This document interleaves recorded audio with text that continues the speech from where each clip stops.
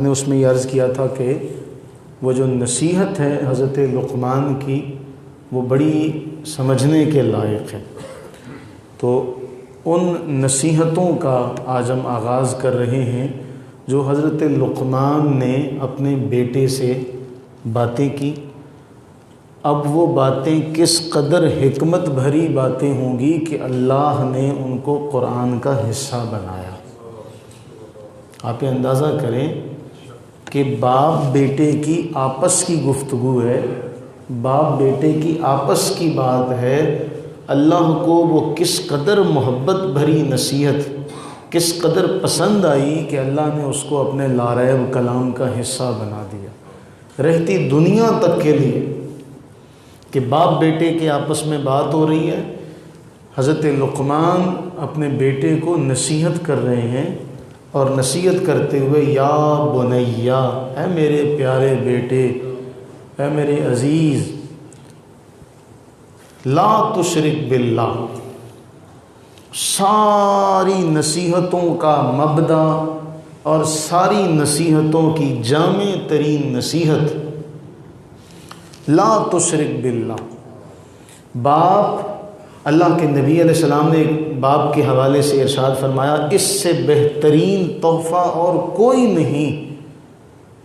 باپ اپنے بیٹے کو اچھی تعلیم دے دے، سب سے بہترین تحفہ یہ ہے. اس سے بڑا تحفہ بیٹے کے لیے باپ کی طرف سے کوئی اور ہو ہی نہیں سکتا کہ وہ اپنے بیٹے کو اچھی تعلیم دے. اندازہ کریں آپ. اب جس کو رسول اللہ صلی اللہ علیہ وسلم نے اتنا بڑا درجہ دیا تو اللہ تعالیٰ نے، اب آپ اس بات کو سمجھ جائیں گے کہ کیوں رسول اللہ علیہ السلام نے اتنی بڑی بات ارشاد فرمائی کہ اس سے بڑی اور کوئی بات نہیں کہ باپ اپنے بیٹے کو اچھی تعلیم دے. کیوں؟ اللہ نے باپ بیٹے کی تعلیم کے الفاظ کو قرآن کا حصہ بنا دیا. قربان جائیں حضرت سیدنا لقمان کے اوج کمال پر، عروج پر، ان کے مقدر پر کہ وہ اپنے بیٹے کو سمجھا رہے تھے. مقدروں والی ہستیاں کہ اللہ نے ان کی نصیحتوں کو قرآن کے اندر ذکر کر دیا. جو نصیحت اپنے بیٹے سے آپ نے فرمائی، شرک لظلم عظیم، سورہ لقمان اور آیت نمبر 13، کہ اے میرے بیٹے شرک نہ کرنا. لا تشرک باللہ. آپ اس ایک جملے پر غور کرتے رہیں، اس ایک جملے کو دیکھتے رہیں، پھر آپ اس کے معانی اور مفاہیم پر غور کریں کہ حضرت سیدنا لقمان اپنے بیٹے سے فرما رہے ہیں لا تشرک باللہ ان الشرک لظلم عظیم. اے میرے پیارے، اے میرے عزیز، شرک نہ کرنا، یہ ظلم عظیم ہے. قرآن کریم میں اللہ نے یہ بات یوں ہی ارشاد نہیں فرمائی. اس بات کی نزاکت اور حساسیت کو سمجھیے گا.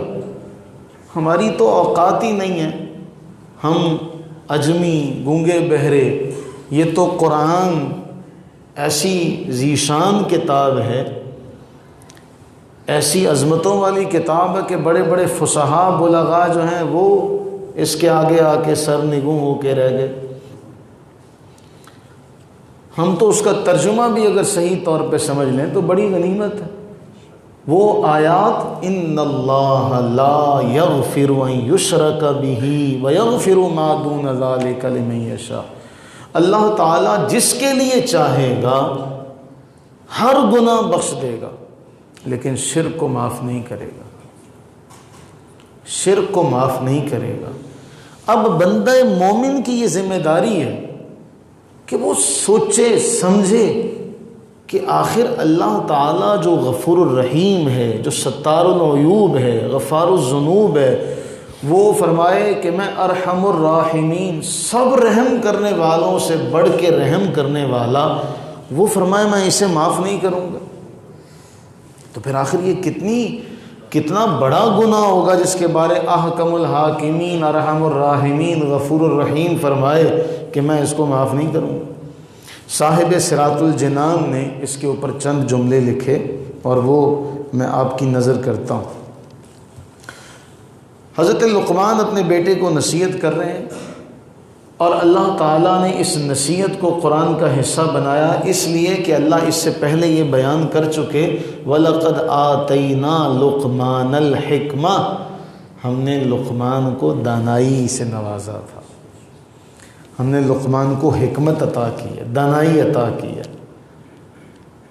اور اس دانائی کا پھر نتیجہ کیا ہے کہ اپنے بیٹے کو سب سے جو بنیادی تعلیم دی۔ اب صاحب صراط الجنان نے اس سے چند ایک مسائل نقل کیے۔ صاحب صراط الجنان فرماتے ہیں نمبر 1 مسئلہ اس سے یہ معلوم ہوا کہ نصیحت کرنے میں گھر والوں اور قریب تر لوگوں کو مقدم کرنا چاہیے۔ نصیحت کا آغاز کہاں سے ہوگا؟ گھر سے ہوگا۔ آپ کے علم میں ہے رسول اللہ صلی اللہ علیہ حبیبہ دائماً ابدا وبارک وسلم نے آغاز میں اپنے خاندان والوں کو اکٹھا کیا تھا، اے فلاں بن فلاں تم بھی آ جاؤ، اے فلاں تم بھی آ جاؤ، اے فلاں تم بھی آ جاؤ، اور ان سب کو اکٹھا کر کے دعوت توحید دی تھی۔ تو قرآن نے تو ہمیں عملی مظاہر پیش کیے، اور جس آیت کو ہم اپنا موضوع سخن 2 جمعوں میں بنا چکے، اللہ نے فرمایا اے ایمان والو قو انفسکم و اہلیکم، اپنے آپ کو بھی بچاؤ اور اپنے اہل و عیال کو بھی بچاؤ، کیونکہ ماں باپ کی فطرت میں اللہ نے یہ بات رکھ دی ہے کہ وہ بچے کو ہر نقصان سے، ہر برائی سے بچانے کی کوشش کرتے ہیں، ورنہ انسان کبھی کسی دوسرے انسان کی پرواہ نہیں کرتا۔ جو پرواہ اللہ نے ماں باپ کے دل میں ڈال دی، کس قدر محبت کرتے ہیں کہ ماں باپ پرندے بھی ہوں جانور بھی ہوں محبت کرتے ہیں، لیکن ان کی محبت کو بیان کرنے کے لیے اللہ نے ان کی محبت اپنے نبی علیہ السلام کے ذریعے سے ان کی محبت بیان کر کے اپنی رحمت کا جو تذکرہ کیا وہ بڑا کمال کا ہے،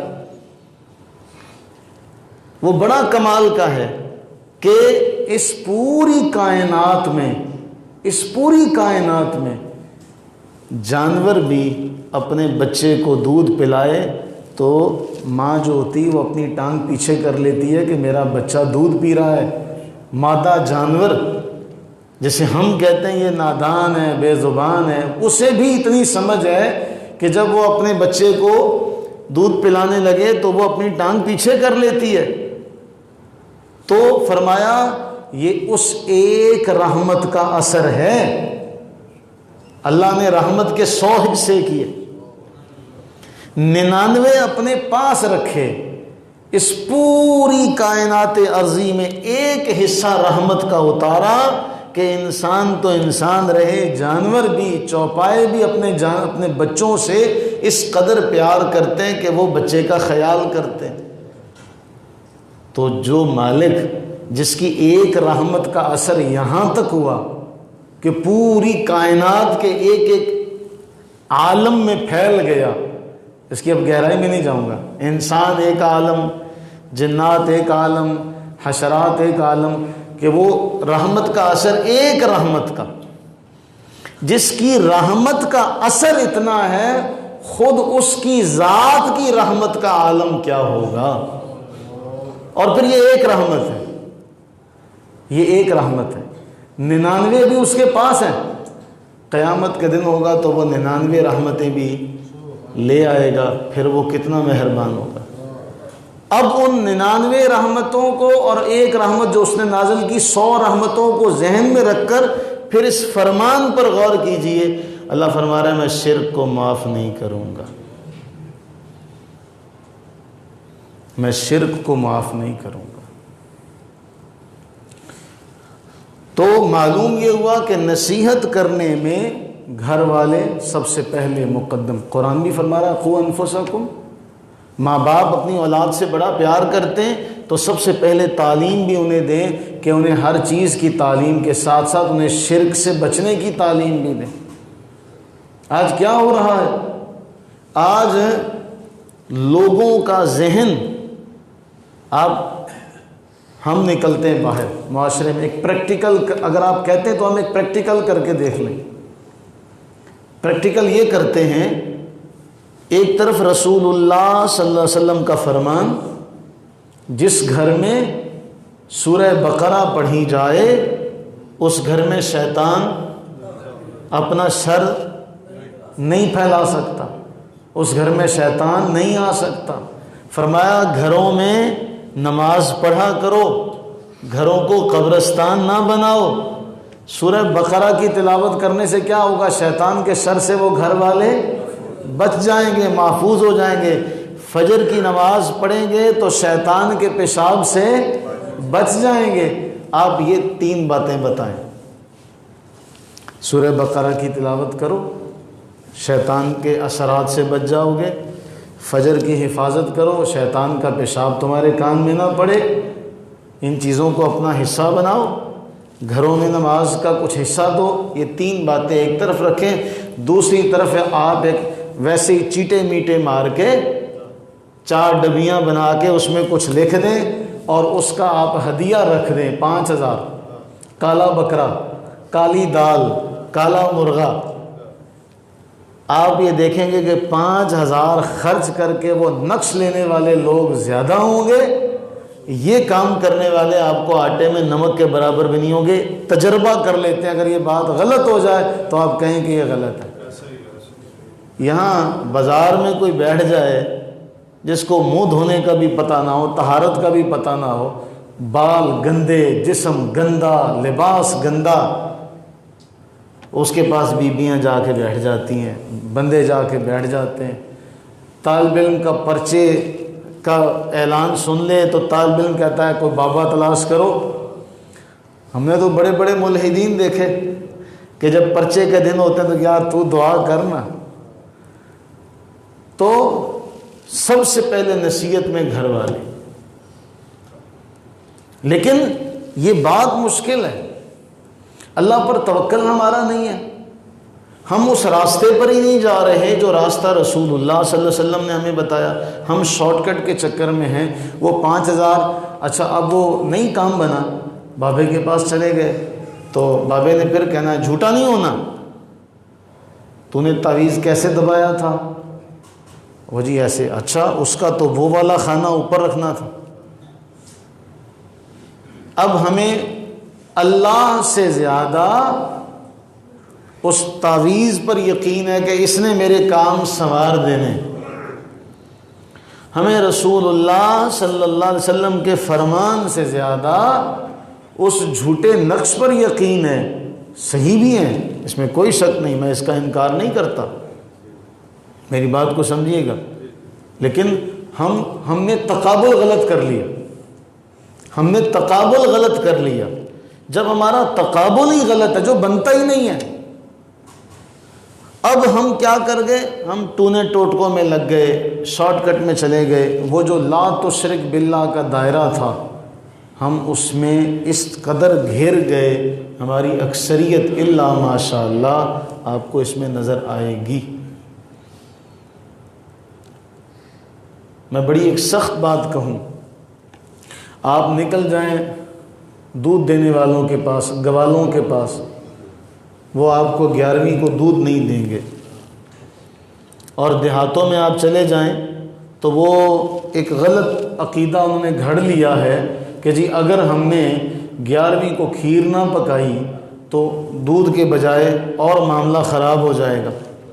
لیکن رسول اللہ صلی اللہ علیہ وسلم کی، اللہ تعالیٰ کے احکامات کی مسلسل پیہم لگاتار نافرمانی وہ کئی سالوں سے کر رہے ہیں، انہیں اللہ کا خوف نہیں ہے، انہیں اللہ کا ڈر نہیں ہے۔ جمعہ 3 جمعے مسلسل چھوڑو مہر لگ جاتی ہے، اس بات کی پرواہ نہیں ہے۔ رسول اللہ صلی اللہ علیہ وسلم کے راستے سے ہٹ جائیں، اس بات کی پرواہ کوئی نہیں۔ بس وہ تو پھر وہ اللہ کے بندے ایسے ہو سکتے ہیں بھلا کہ وہ کسی کا اس قدر برا کر دیں؟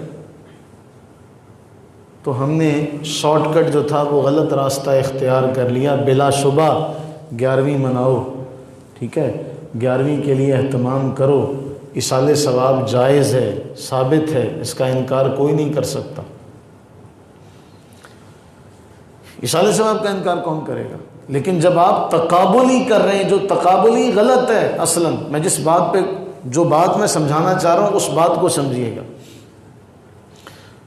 سننے والوں کے فتووں سے بھی ڈر لگتا ہے نا، سننے والا اپنے اعتبار سے بیٹھا ہے، یہ کہہ دیا تو وہ کسی بیوی کو، وہ کہ عورتوں کو اکثر شکایت ہوتی ہے، موضوع بھی یہی چل رہا ہے نا ہمارا، بڑوں کو، بچے کو پال کر پرورش کر کے بڑا کر دیتے ہیں، اس کی شادی کر دیتے ہیں، اب یہ نہیں سمجھتے کہ بھائی اب اس کی ذمہ داری بڑھ گئی ہے، وہ جو ہم بیٹی کسی کے لے کر آئے ہیں، جس نے اپنا نام سب کچھ اس کے ساتھ منسوب کر دیا، اب اس کی ذمہ داری میں وہ بھی شامل ہے۔ اب ماں باپ کہیں گے دیکھا ہمارا تو کرتا ہی نہیں تھا، ہم نے اپنے بچوں کو بچپن سے یہ بات سکھائی نہیں، بالخصوص ماؤں نے، کہ بچے بڑے ہوں تو بچوں کو یہ تعلیم دی جائے کہ باہر گئے ہو، تمہیں تنخواہ ملتی ہے تو کچھ نہ کچھ چیز جو ہے وہ گھر میں، کوئی فروٹ، کوئی پھل وغیرہ جو ہے وہ لایا کرو، کوئی چیز جو ہے وہ لایا کرو۔ اب شادی ہو کے بیوی آ جاتی تو بیوی فرمائش کرتی ہے کہ جی مجھے یہ لا کے دیں، اب وہ جب لے کے آتا ہے تو ماں کہتی ہے سانو تے آج تک لے آ کے نہیں سی دیتا، اس نے جادو کر دیا، یہ جادو کرنی ہے، لے کے بھی خود آئی، اب بیٹے کے کان بھرنے بھی شروع کر، اللہ ماشاء اللہ، اللہ ماشاء اللہ۔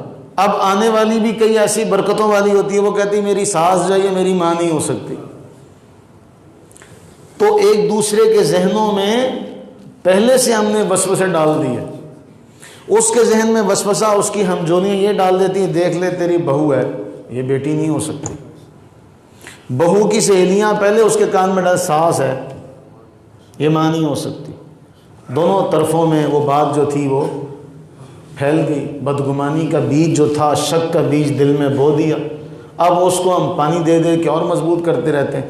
اب کوئی بیوی جو ہے اس وہم کی ماری وہ چلی جائے، آپ اس بیوی سے کہیں کہ بھئی بہنا، بیٹی، ماسی، خالہ، تو نماز پڑھا کر، 5 وقت کی نماز پڑھا کر، تو قرآن پاک کی تلاوت کیا کر، صبح صبح گھر میں معمول بنائیے، گھر میں معمول بنائیے کہ گھر میں صبح اٹھتے ہیں، اٹھ کے جتنا بھی آپ قرآن پاک پڑھیں، پانی ساتھ میں رکھیں، پانی پہ دم کریں، وہ پانی سب گھر والے پئیں، برکتیں ہی برکتیں۔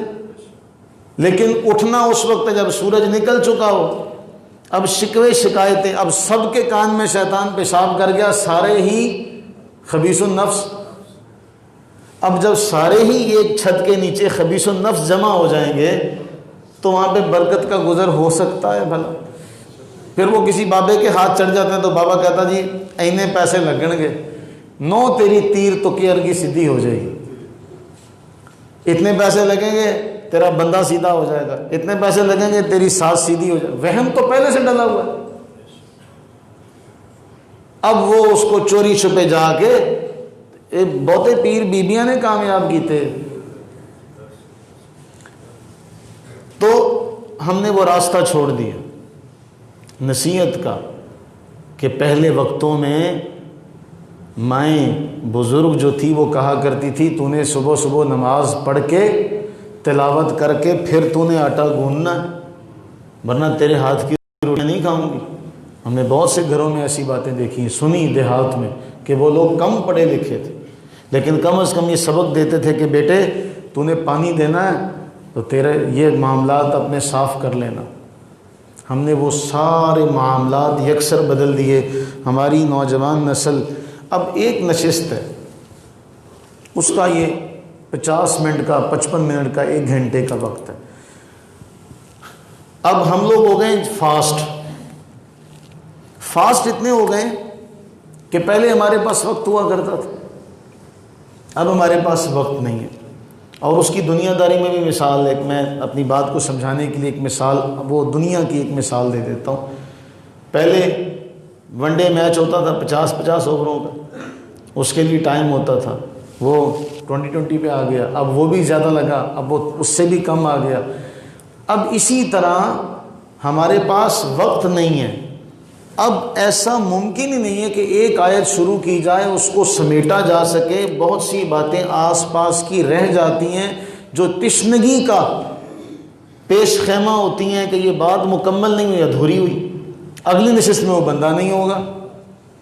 تو یہ پل صراط پر چلنے سے کم ہے کہ آپ ایک نشست میں بیٹھے ہیں، آپ نے اس میں وہ ساری باتیں سمیٹنی ہیں، کیسے سمیٹیں؟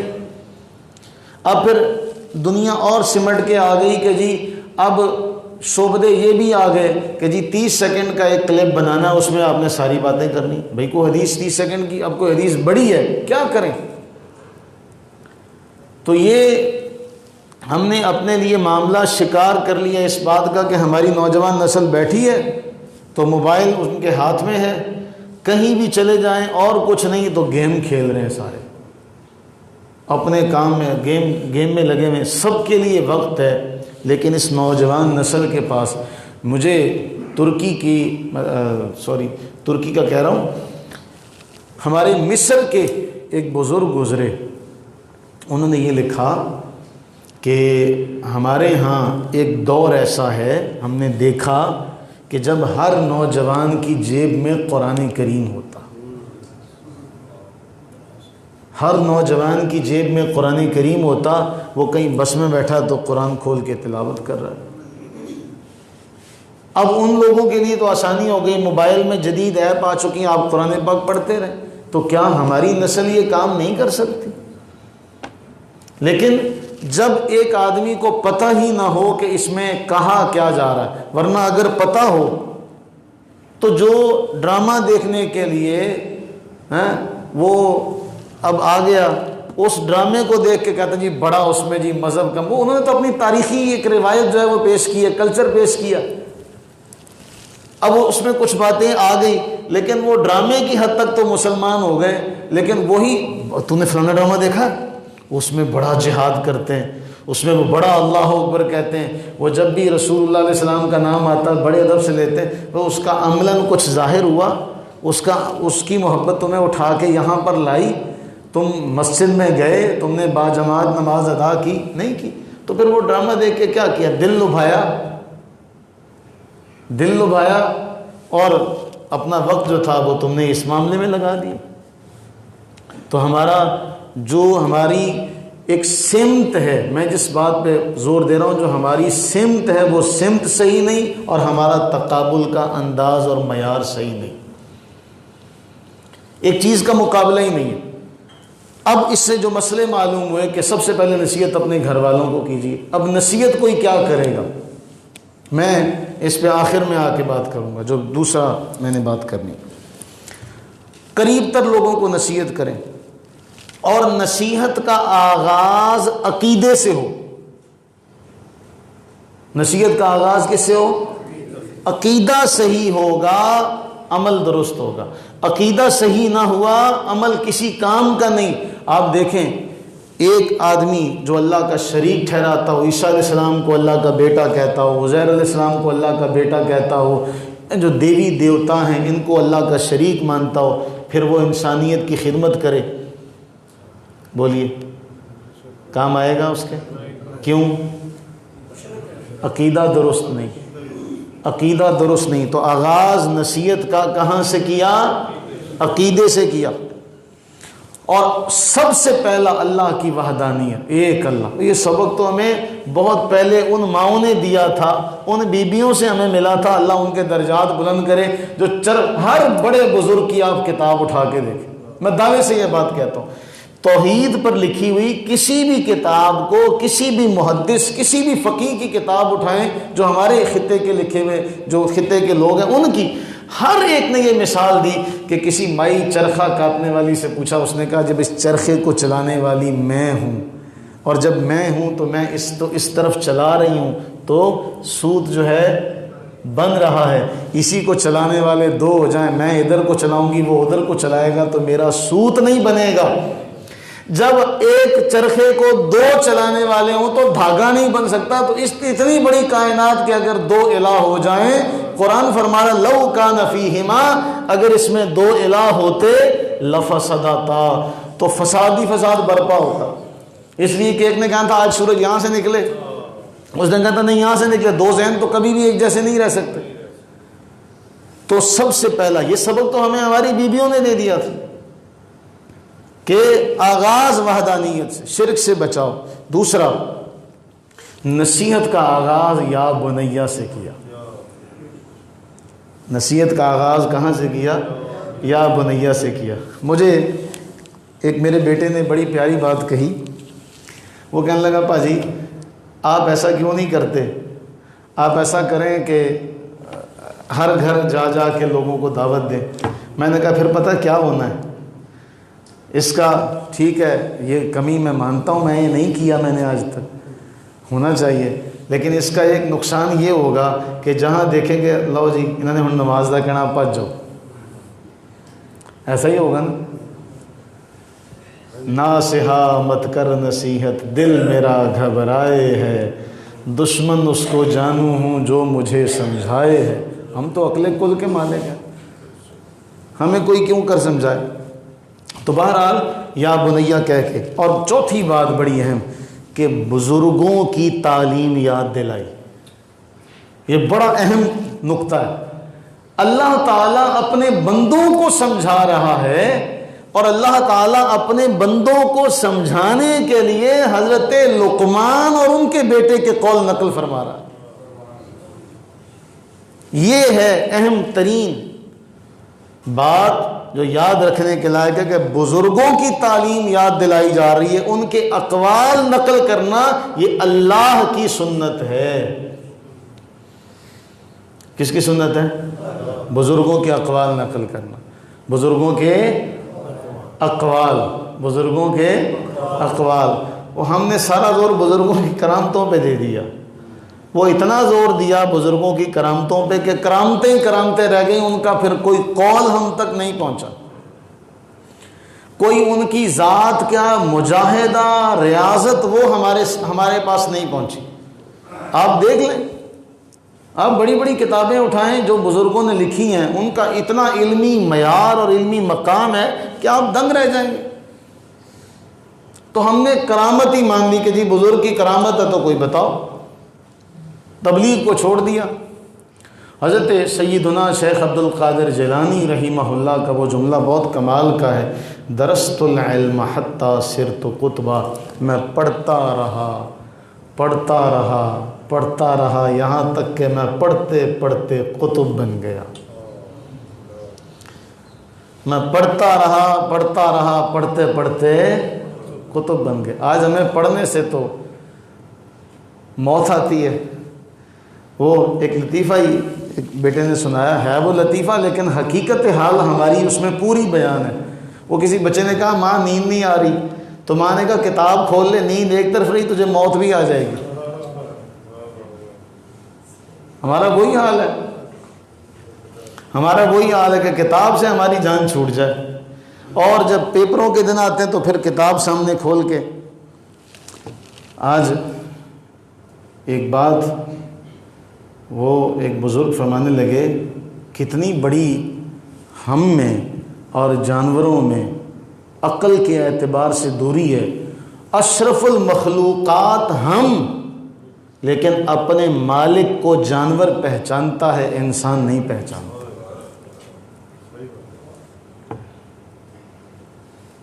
اشرف المخلوقات جسے اپنے علم پر، اپنے مرتبے پر بڑا ناز اور کمال، میں انسان ہوں، یہ گدھا ہے، یہ کتا ہے، یہ گھوڑا ہے، میں کہاں، یہ کہاں. کتنا بڑا اعزاز ہے. ہمیں کھانے کے لیے اللہ نے ہاتھ دیے کہ ہم کھانے کے آگے، پانی کے آگے نہ جھکیں، کھانا پانی ہمارے ہاتھوں کے ذریعے ہمارے منہ میں آئے. بڑے سے بڑا جنگل کا شیر بھی، بادشاہ بھی ہو، اسے بھی پانی کے لیے سر جھکانا پڑتا ہے. اللہ نے یہ بھی گوارا نہیں کیا کہ تم مخلوق کے آگے، چیزوں کے آگے جھکو، نہیں، تمہیں ہاتھ دے دیے، تم ایسے کر کے کھاؤ، اس لیے کہ تمہارا سر صرف میرے آگے جھکنا چاہیے. کہ جانوروں کو تو اپنے مالک کی پہچان ہے. آپ 1000 بندہ بھی بٹھا دیں، مالک اپنے جانور کو آواز دے تو جانور کبھی غلطی نہیں کھائے گا، جانور کبھی غلطی نہیں کھائے گا.